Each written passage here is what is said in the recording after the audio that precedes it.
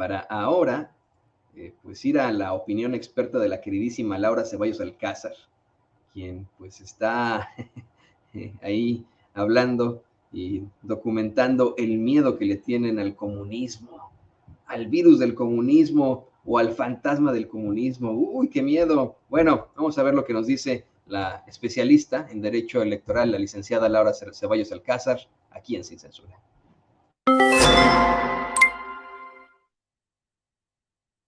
Hola, ¿qué tal amigos? Soy Laura Ceballos y esta es mi participación semanal para Sin Censura y hablemos del comunismo descafeinado para los que le tienen miedo. El fantasma del comunismo vuelve a salir a espantar a los que creen en banderas rancias que al agitarse los hace temblar como gelatinas. Sí, ya los vimos sofocarse, firmar masivamente documentos contra los libros de texto, presumir con amparos que no se han concedido, amenazar con no hacer entrega de los libros de texto a los estudiantes en algunos estados y sobre todo lanzar airadas críticas desinformadas sobre un comunismo que según sus nervios existe y está ahí como el fantasma detrás de alguna ilustración o escondido entre líneas con la finalidad de adoctrinar a los estudiantes sobre una teoría político-económica que surgió como respuesta a las repercusiones sociales y económicas luego de la revolución industrial y que se estaban generando entre la población que mayoritariamente vivía de las labores del campo y que con la promesa de prosperar se movieron a las ciudades industriales a conformar una nueva clase social, la del nuevo esclavo, el trabajador asalariado que enriquecía a la otra nueva clase económica, la que ahora acaparaba los medios de producción. Esta condición recién desarrollada dio origen a la teoría de Karl Marx y Federico Engels.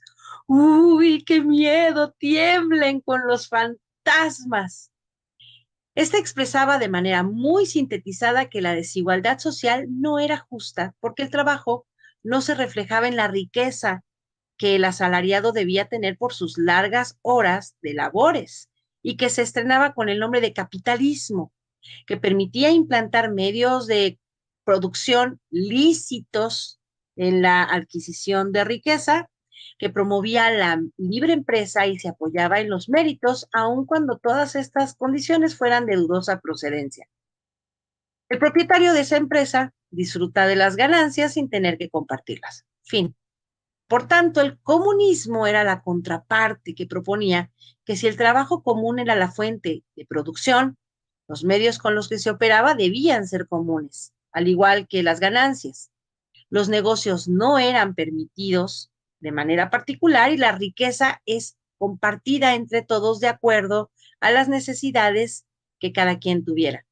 En resumidas cuentas, todo lo rojo es comunista y todo lo comunista es malo. Los fantasmas vienen a jalarles las patas, un poquito como en el cuento de Navidad donde el señor Scrooge era visitado por unos fantasmas. La diferencia es que esos espíritus le hacían darse cuenta de su mal actuar para con los pobres, especialmente su sobrino. Aquí, por desgracia, los fantasmas no acudieron por más que los invocaron. ¿Y sí hay comunismo en los libros de texto? No, pero hay 225 representantes de la conservaduría que dicen que sí. Publicaron un comunicado en el que le achacan a los libros de texto ser un crimen para la nación. ¿Cuál nación? La que se han encargado de destruir hasta dejarla en ruinas y que apenas estamos levantando, que no han sido puestos a consulta y que serán utilizados por docentes sin capacitación. Los maestros son personas que se mantienen en capacitación continua y justo los consejos técnicos escolares sirven para poner en práctica todo lo que se elabora como parte de una currícula anual. Señalan que los cambios que se hicieron en la nueva escuela mexicana se oponen a un siglo de trabajo.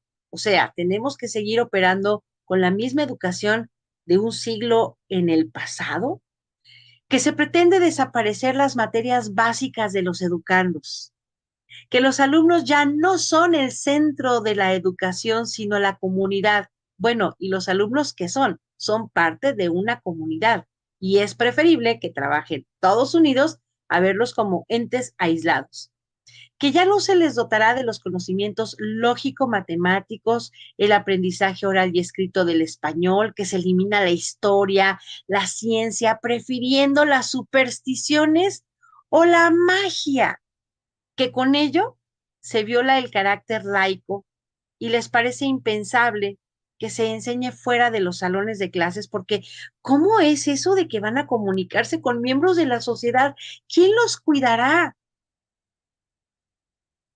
Les impacta que dentro de la cultura se incorporen los saberes de la comunidad o las nuevas formas aceptadas en el habla normal, el del día a día.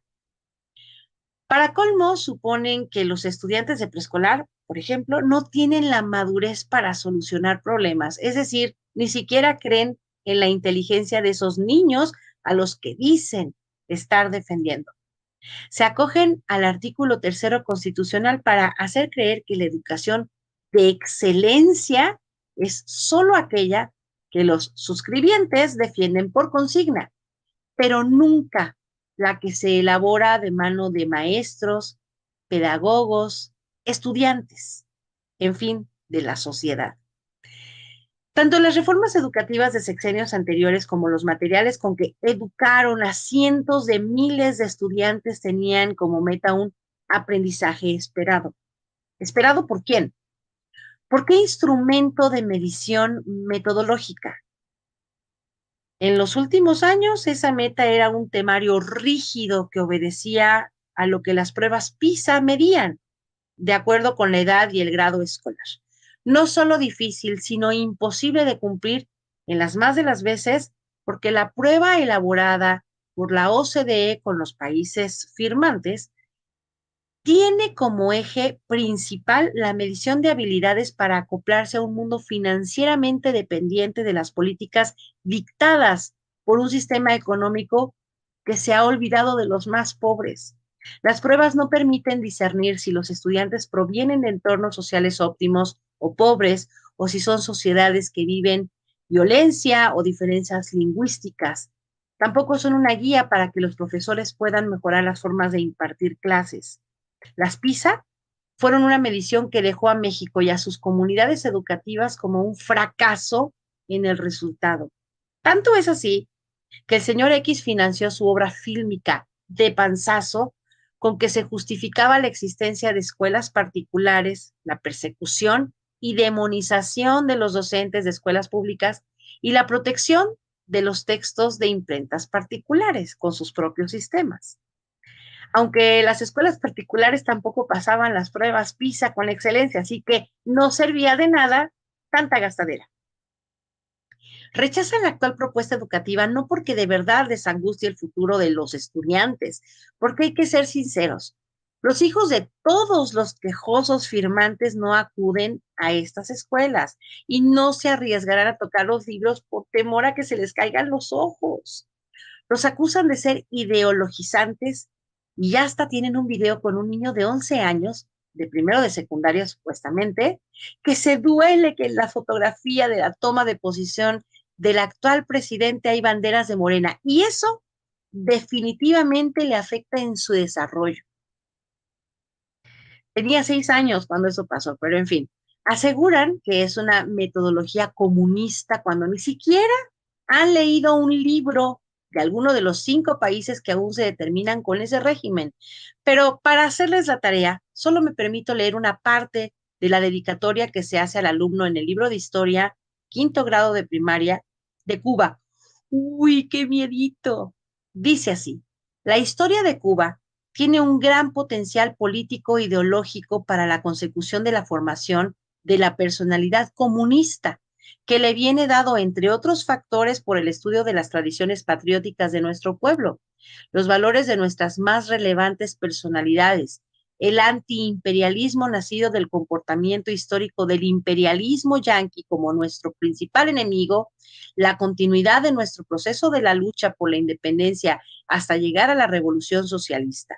A partir de estos elementos podrá inculcarse en los niños el amor a la patria, el orgullo de ser cubano, el respeto por los héroes, el deseo de imitarlos, el odio al imperialismo, entre otros sentimientos de gran connotación en la formación político-ideológica de las nuevas generaciones. Solo pregunto, ¿la presentación de los libros de texto gratuito en algún lado señala alguna aproximación al pensamiento comunista? No, de hecho invita a que todos aprendamos por medio de una educación de excelencia equitativa que se consagra así en el artículo tercero constitucional, respetando el origen, género, preferencia sexual o clase social de las personas, dirigiendo ese conocimiento a resaltar la dignidad humana, la solidaridad, el amor patrio, el respeto, el cuidado a la salud y la preservación del medio ambiente. En esta nueva escuela mexicana se proponen nuevas formas de aprender, al punto que no se cierra únicamente al proceso maestro-alumno, sino que se abre a las demás personas que rodean a los estudiantes, la comunidad escolar, la familia y en general toda la sociedad. Estamos frente al reto de involucrarnos en un proceso de educación integral que produzca conocimientos trascendentales por medio de proyectos que aglutinan varios ejes de aprendizaje. Quedará en el imaginario de esos que siempre están con la zozobra de los fantasmas, el señor Marx convertido en sábana, persiguiéndolos en cada libro, como siempre, en su club del terror tipo Scooby-Doo. Muchas gracias y hasta la próxima. Bueno, pues ahí tiene usted a la licenciada Laura Ceballos Alcázar haciendo unos planteamientos muy, muy interesantes sobre el fantasma del comunismo. Yo desde ayer se lo planteaba con muchos de los compañeros con los que platicábamos en las mesas de análisis, cómo es que a mí me parece que es un concepto que no va a convencer, pero para nada. Tal vez en otro momento histórico, tal vez en los 60, incluso en los 70, 80, hubiera tenido algún tipo de momentum el seguir pues asustando a la gente con el fantasma del comunismo, pero hoy en día la verdad es que no hay de ninguna forma alguna base geopolítica para temerle a, pues eso, el concepto del comunismo que nunca existió, nunca existió, nunca se dio en la realidad. Eso se tiene también que plantear, esto de que se le llama a la gente, esos son comunistas, ese país fue comunista, nunca se llegó al comunismo. Cuando usted llega a estudiar el comunismo, el marxismo, el materialismo dialéctico, el materialismo histórico, pues se da cuenta que en todo caso el comunismo se convierte en una utopía que es inalcanzable, un estado en el que los seres humanos podrían caminar por las calles sin la necesidad de una fuerza coercitiva, sin la necesidad de una divisa, sin la necesidad incluso, ¿no?, de ropa casi, ¿no? Entonces eso no ha existido. El marxismo sí ha existido, el socialismo sí ha existido, hay todavía países de corte socialista, si se le puede llamar así, aunque, por ejemplo, si se piensa, por ejemplo, en Cuba, ya tienen una economía mixta, en todo caso, no se le podría llamar definitivamente socialismo, muchísimo menos a Venezuela y muchísimo menos a Corea del Norte. Siempre quieren hacer esta parte del culto a la personalidad con ciertos presidentes o personajes, haciendo la relación con Corea del Norte. No, Corea del Norte es un estado feudal en estos momentos, controlado por una familia, la de Kim Jong-un, Kim Il-sung, etcétera, etcétera, ¿no? Así que, Kim Jong-il, ¿no?, estos tres infames que pues tienen un estado feudal ahí, en ese estado, y se acabó, ¿no? Esa es la realidad, pero uno que pueda decir, ay, es que este es un estado comunista, no, ni siquiera Vietnam, ¿no? Por ejemplo, ¿no? Son economías mixtas en los que se practica muchas veces la socialdemocracia, ¿no? Creo que nunca se pudo establecer esa realidad. Y México se enfrenta a pues una realidad de libre comercio, de capitalismo claramente. Aquí en Sin Censura le queremos aclarar porque siempre dicen eso, ay, los rojillos de Sin Censura son comunistas, socialistas, no, ninguna ni otra, ¿eh? Para pronto estamos constituidos aquí en Estados Unidos, una nación capitalista. Creemos, por supuesto, en el libre mercado, ¿no?, en definitiva, pero también creemos en el progreso y en los derechos de las personas, en los derechos fundamentales. Sin embargo, muchos apelan a ese miedo del que habla Laura para espantarlo a usted, para decirle es que lo van a hacer usted satánico, lo van a hacer usted comunista y etcétera, como lo hace el infame de Ricardo Salinas Pliego y pues su caterva de achichincles con esta campaña asquerosilla en contra de libros de texto que insistimos, aquí en Sin Censura hemos analizado, y no, hasta el momento no nos hemos encontrado con los poemas de Ho Chi Minh, no nos hemos encontrado con el manifiesto del Partido Comunista, hasta el momento, tampoco, como dicen ellos, nos hemos encontrado con contenido sexual inapropiado, no nos hemos encontrado, pues esto que le acusan a los libros de texto, una campaña muy, muy cuestionable, y específicamente ahora que tenemos que hablar, me va a decir que sí hablaron de Maui, Hawái, en los momentos más, efectivamente, perdón, para Patricia Flores, hago una interrupción con esto porque está fuerte el tema, hay una serie de incendios y decenas de muertos en Maui, Hawái, las imágenes son aterradoras por los incendios que se están planteando ahí.